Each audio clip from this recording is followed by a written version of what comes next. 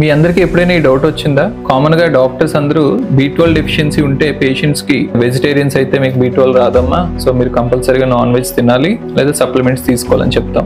But B12 కోసం ఏ foods అయితే తినమంటామో, chicken కానీ, మీట్ కానీ, రెడ్ మీట్ కానీ, వీటిల్లో ఈ యానిమల్స్, కోడి కానీ, మేకలు కానీ, గొర్రెలకు కానీ, వీటికి B12 ఎక్కడి నుంచి వచ్చింది? అవన్నీ కూడా వెజిటేరియన్ ఫుడ్ తింటాయి కదా, అవేమీ నాన్ వెజ్ తినవు కదా, మరి వీటికి ఎక్కడి నుంచి B12 వచ్చింది? అలాగే వెజిటేరియన్స్ కి B12 డెఫిషియన్సీ ఉంటే ఏ సప్లిమెంట్స్ తీసుకోవచ్చు, వెజిటేరియన్స్ కి B12 డెఫిషియన్సీ ఉంటే ఏ ఫుడ్స్ తీసుకోవచ్చు అన్నది వీడియోలో చూద్దాం. అసలు ఈ B12 అనే వైటమిన్ ఎవరు తయారు చేస్తారు? మనకి కానీ, లేకపోతే ఈ కోళ్ళకి, గొర్రెలకి, మేకలకి, ఆవులకి, ఇట్లా ఎవరికి కూడా B12 తయారు చేసే కెపాసిటీ లేదు. B12 అనేది బ్యాక్టీరియా అనేది తయారు చేస్తుంది. ఆ బ్యాక్టీరియా మన స్టమక్ లో ఉండడం వల్ల ఆ B12 అనేది బ్లడ్ లోకి అబ్జర్వ్ అవుతుంది అనమాట. కాకపోతే ప్యూర్ B12 డెఫిషియన్సీ అనేది వెజిటేరియన్స్ అయిన ఆవులకి కానీ, గేదెలకు కానీ, మేకలకు కానీ, గొర్రెలకు కానీ, కోళ్ళకి కానీ డెఫిషియన్సీ వచ్చే ఛాన్స్ తక్కువ. అదే మనలో వెజిటేరియన్స్ ఎవరైనా ఉంటే వాళ్ళకి B12 డెఫిషియన్సీ వచ్చే ఛాన్స్ ఎక్కువ. ఇక్కడ డిఫరెన్స్ ఏంటి అంటే మన డైజెస్టివ్ సిస్టమ్ లో డిఫరెన్స్. యానిమల్స్ అన్నిటిలో డైజెస్టివ్ సిస్టమ్ ని 3 పార్ట్స్ గా డివైడ్ చేస్తే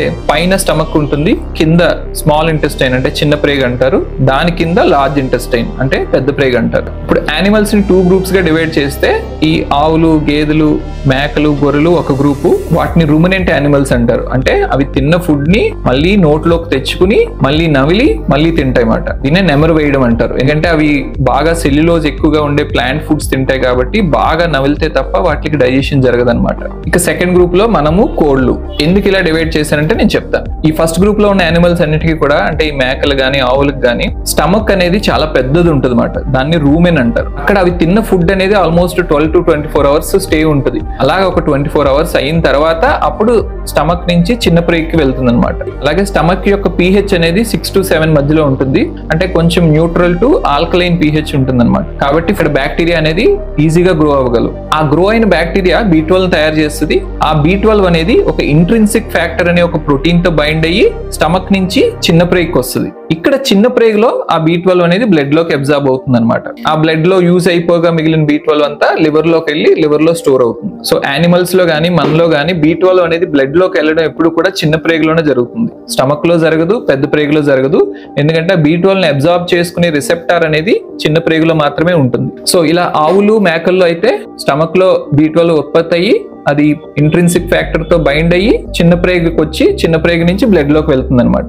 అదే మన హ్యూమన్స్ లో తీసుకుంటే గనక మన స్టమక్ జ్యూసెస్ యొక్క pH అనేది చాలా ఎసిడిక్ గా ఉంటుంది. pH అనేది 1.5 to 2 ఉంటుంది అనమాట. అంటే మండిపోతా ఉంటుంది. సో కాబట్టి అక్కడ బ్యాక్టీరియా గ్రో అవడం అనేది ఇంపాసిబుల్. అలాగే మన స్టమక్ నుంచి పెప్సిన్ అనే ఒక డైజెస్టివ్ ఎంజైమ్ రిలీజ్ అవుతుంది. అది బ్యాక్టీరియా యొక్క సెల్ వాల్ డ్యామేజ్ చేసి అక్కడ బ్యాక్టీరియాని చంపేస్తుంది అనమాట. సో కాబట్టి బ్యాక్టీరియా గ్రో అవడానికి అక్కడ కంఫర్టబుల్ ఎన్విరాన్మెంట్ ఉండదు. అలాగే మన స్టమక్ చాలా చిన్నది, అక్కడ ఎక్కువసేపు ఫుడ్ అనేది ఎక్కువసేపు ఉండదు. మాక్సిమం 2 to 4 అవర్స్ ఉంటుంది. ఆ తర్వాత కిందకి మూవ్ అయిపోతుంది. ఎప్పుడైతే ఫుడ్ ఎక్కువసేపు లేదో, అలాగే స్టమక్ యొక్క pH బాగా ఎసిడిక్ గా ఉందో, అక్కడ బ్యాక్టీరియా గ్రో అవడానికి పాసిబుల్ అవ్వదు. సో ఆ బ్యాక్టీరియా అనేది అక్కడ ఎక్కువసేపు ఉండలేక ఆ స్టమక్ నుంచి చిన్న ప్రేగ్ వచ్చి చిన్న ప్రేగ్ నుంచి పెద్ద ప్రేగ్ వెళ్ళి పెద్ద ప్రేగ్ లో pH అనేది 6 to 7 ఉంటుంది. అంటే కొంచెం ఆల్కలైన్ pH ఉంటుంది కాబట్టి అక్కడ దానికి కంఫర్టబుల్ గా ఉంటుంది. అక్కడ ఉన్న ఫుడ్ మెటీరియల్స్ అన్ని యూజ్ చేసుకుని ఫెర్మెంట్ చేసుకుని B12 అనేది తయారు చేస్తుంది అనమాట. కానీ ఇక్కడ ప్రాబ్లం ఏంటంటే పెద్ద ప్రేగ్ లో తయారైన B12 మళ్ళీ వెనక్కి వచ్చి చిన్న ప్రేగ్ లో అబ్జార్బ్ అవడం అనేది పాసిబుల్ కాదు. ఎందుకంటే ఫుడ్ ఒక డైరెక్షన్ లోనే వెళ్తుంది, బ్యాక్వర్డ్ డైరెక్షన్ లో రాదు. సో మనలో కూడా బ్యాక్టీరియా అనేది B12 తయారు చేస్తుంది, కాకపోతే పెద్ద ప్రేగ్ లో తయారు చేస్తుంది అనమాట. సో ఆ పెద్ద ప్రేగ్ లో తయారైన B12 కిందకి మోషన్ ద్వారా బయటకు వెళ్ళిపోతుంది, కానీ మనం యూజ్ చేసుకోలేం దాన్ని. సో అల్టిమేట్ గా మనం B12 కోసం నాన్ వెజిటేరియన్ ఫుడ్ మీద డిపెండ్ అవ్వాల్సి వస్తుంది. ఇక్కడ సెకండ్ గ్రూప్ లో హ్యూమన్స్ ని, కోళ్ళని ఎందుకు ఒక గ్రూప్ లో పెట్టానంటే, కోడికి కూడా స్టమక్ చాలా చిన్నది ఉంటుంది కాబట్టి అక్కడ బ్యాక్టీరియా గ్రో అయ్యి B12 తయారు చేయలేదు. కాబట్టి చిన్న ప్రేగ్ లో B12 అనేది అబ్జర్వ్ కాదు. పెద్ద ప్రేగ్ కి వెళ్ళిపోయిన తర్వాత అక్కడ బ్యాక్టీరియా B12 తయారు చేస్తుంది అనమాట. సో అల్టిమేట్ గా B12 అనేది మోషన్ లో వచ్చేస్తుంది. మరి కోడికి B12 ఎక్కడి నుంచి వస్తుంది అంటే, అది పెద్ద ప్రేగ్ నుంచి మోషన్ ద్వారా పాస్ చేసిన దాంట్లో B12 ఉంటుంది కదా, ఆ ఫీసెస్ ని అది మళ్ళీ తింటది. దాన్నే కాప్రోఫేజీ అంటారు. కోడే కాదు, ర్యాబిట్స్ కూడా అవి ఎక్స్క్రీట్ చేసిన ఫీసెస్ ని అవి తింటాయి. ఎందుకు అంటే వాటికి న్యూట్రియంట్స్ అనేవి చాలా ఇంపార్టెంట్. ఆ పెద్ద ప్రేగ్ లో బ్యాక్టీరియా తయారు చేసిన న్యూట్రియంట్స్ ని అవి తినకపోతే దానికి కూడా B12 డెఫిషియన్సీ వచ్చే ఛాన్స్ ఉంటుంది. ఎందుకంటే అవి నాన్ వెజిటేరియన్ ఫుడ్ తినవు కాబట్టి దానికి ఓన్లీ ఆప్షన్ ఏంటి అంటే అవి ఎక్స్క్రీట్ చేసిన ఫీసెస్ ని అవి మళ్ళీ తినడం. అండ్ ఇదే కాకుండా నాటుకోళ్ళు అయితే బయట తిరిగేటప్పుడు ఫీడ్ చేసేటప్పుడు కొన్ని ఇన్సెక్ట్స్ ని అవి తింటా ఉంటాయి కాబట్టి వాటిలోని B12 కోళ్ళలోకి వస్తుంది. ఒకవేళ బాయిలర్ కోళ్ళు అయితే వాళ్ళకి పౌల్ట్రీలో ఫీడ్ చేసే ఫుడ్ ఫుడ్ లో B12 సప్లిమెంట్స్ ఉంటాయి. సో కాబట్టి వాటి ద్వారా అట్లా B12 డైరెక్ట్ గా వస్తుంది అనమాట. సో ఈ రకంగా నాన్ వెజిటేరియన్స్ కి B12 డెఫిషియన్సీ వచ్చే ఛాన్స్ తక్కువ, అదే వెజిటేరియన్స్ కి అయితే B12 డెఫిషియన్సీ వచ్చే ఛాన్స్ ఎక్కువ అనమాట. ప్లాంట్స్ లో ఎందుకు B12 తయారు కాదంటే వాటికి మెటబాలిజం కి B12 అవసరం లేదు. సో ఎవల్యూషనరీగా వాటికి అవసరం లేనిది అది తయారు చేసుకోదు. కానీ B12 తయారీలో కోబాల్ట్ అనే ఒక మినరల్ చాలా ఇంపార్టెంట్. ఆ కోబాల్ట్ లేకపోతే B12 అనేది తయారు కాదన్నమాట.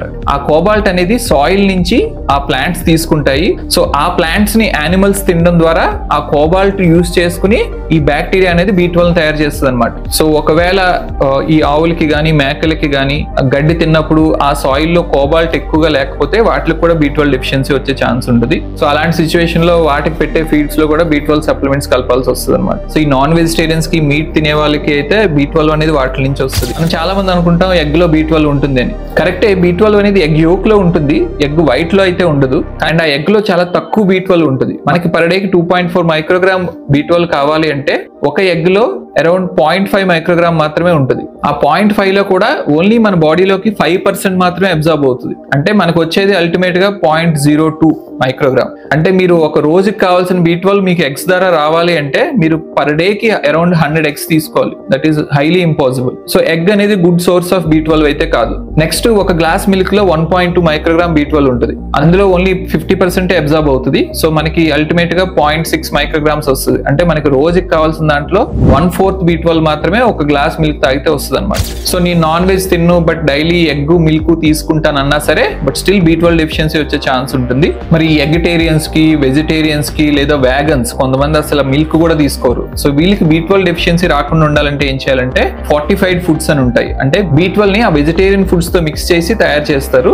అవి తీసుకుంటే మనకు దాని ద్వారా B12 వస్తుంది అనమాట. ఇందులో మనం తినే అన్నాన్ని ఫార్టిఫై చేయొచ్చు. అలాగే బాదం మిల్క్ గానీ సోయా గానీ ఓట్స్ గానీ వీటిని కూడా మనం B12 తో ఫార్టిఫై చేస్తే ఆ ఫుడ్ తింటే మీకు B12 డెఫిషియన్సీ రాకుండా ఉంటుంది అనమాట. ఈ ఫార్టిఫైడ్ ఫుడ్స్ ద్వారా మీకు పర్ డే కి కావాల్సిన B12 అయితే కరెక్ట్ గా వస్తుంది. బట్ డెఫిషియన్సీ ఏమన్నా ఉంటే కనుక కరెక్ట్ చేయడానికి ఇవి సరిపోకపోవచ్చు. టెంపరీగా సప్లిమెంట్స్ తీసుకుంటే సరిపోతుంది. ఇవన్నీ కాకుండా ఒక బెస్ట్ సప్లిమెంట్ ఏంటి అంటే ఫార్టిఫైడ్ న్యూట్రిషనల్ ఈస్ట్. అంటే ఈ ఈస్ట్ అనేది B12 తయారు చేస్తుంది. ఈ ఈస్ట్ అనేది కొన్ని ప్లేసెస్ లో గ్రో చేసి దాన్ని డ్రై చేసి దాన్ని B12 తో ఫార్టిఫై చేస్తారు. ఇందులో అయితే కొంచెం B12 ఎక్కువగా ఉంటుంది. అంటే 1 స్పూన్ ఫార్టిఫైడ్ ఈస్ట్ తీసుకుంటే కనుక మీకు అరౌండ్ 5 మైక్రోగ్రామ్ వస్తుంది అనమాట. అంటే మీకు పర్ డే కి కావాల్సిన దానికన్నా ఆల్మోస్ట్ డబుల్ వస్తుంది. సో దీన్ని ప్రతిరోజు 1 స్పూన్ తీసుకుంటే కనుక మీకు B12 డెఫిషియన్సీ రాకుండా చూసుకోవచ్చు. అండ్ ఇవి కాకుండా సప్లిమెంట్స్ ఒకవేళ మీకు సివియర్ సిమ్టమ్స్ ఉన్నాయి, నరాలు తిమ్మిర్లు రావడం కానీ బ్లడ్ తక్కువగా ఉండడం కానీ వాటికి ఇమీడియట్ గా ట్రీట్మెంట్ చేయాలి అనుకుంటే మనం ఇంజెక్షన్స్ రూపంలో B12 ఇస్తాము. సో వీక్లీ 1 ఇంజెక్షన్ చెప్పిన అరౌండ్ 6 to 8 వీక్స్ ఇస్తాము. ఆ తర్వాత మెయింటెనెన్స్ కి మనం టాబ్లెట్ రూపంలో కంటిన్యూ చేయొచ్చు. సో మీకున్న సివియారిటీని బట్టి ఆ ట్రీట్మెంట్ డ్యూరేషన్ అనేది ఉంటుంది. ఆ డెఫిషియన్సీ కరెక్ట్ అయిన తర్వాత మెయింటెనెన్స్ కోసం నేను ఇందాక వెజిటేరియన్స్ కి ఏదైతే ఆప్షన్స్ చెప్పానో ఫార్టిఫైడ్ ఫుడ్స్, ఫార్టిఫైడ్ సీరియల్స్ గానీ లేకపోతే ఫార్టిఫైడ్ ప్లాంట్ మిల్క్స్ గానీ లేకపోతే ఫార్టిఫైడ్ న్యూట్రిషనల్ ఈస్ట్ గానీ తీసుకుంటే B12 డెఫిషియన్సీ మళ్ళీ రాకుండా మనం కాపాడుకోవచ్చు. సో ఇది B12 స్టోరీ గురించి కొంచెం డీటెయిల్ గా ఎక్స్ప్లెయిన్ చేయడానికి ట్రై చేశాను. నెక్స్ట్ ఇంకో ఇంపార్టెంట్ టాపిక్ తో కలుద్దాం. Thank you.